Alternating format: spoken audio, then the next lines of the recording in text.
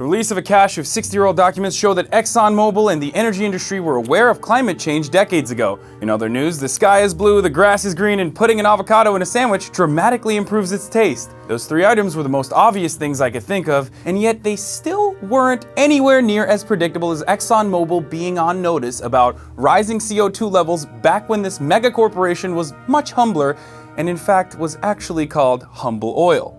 In 1968, a report commissioned by the oil industry detailed rising levels of CO2 in the atmosphere and warned industry leaders of potentially catastrophic climate risks.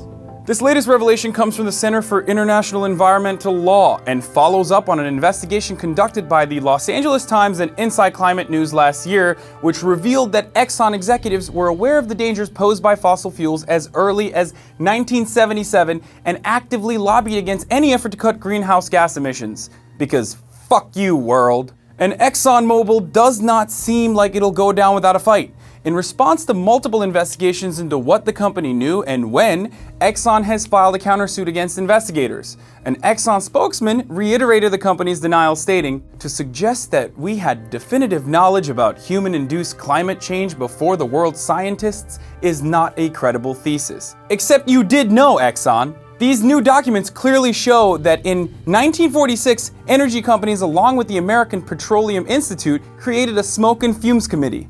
That was the committee's actual name, to monitor and conduct pollution research with the intention of using science and public skepticism to prevent environmental regulation and label government oversight as hasty, costly, and unnecessary. We already knew that the energy companies were aware of greenhouse gases' potential climate impact back in 1977, but these revelations show they were already working to undermine scientific research as far back in 1946.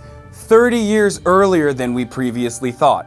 That is one whole lifespan of the Oprah Winfrey Show. I'm Oprah Winfrey, and welcome to the very first National Oprah Winfrey Show! At this point, it seems like the oil giants probably should have stuck with the 1977 story. But will this really change anything? Well, that's up to you. Share this video with your friends and spread the word.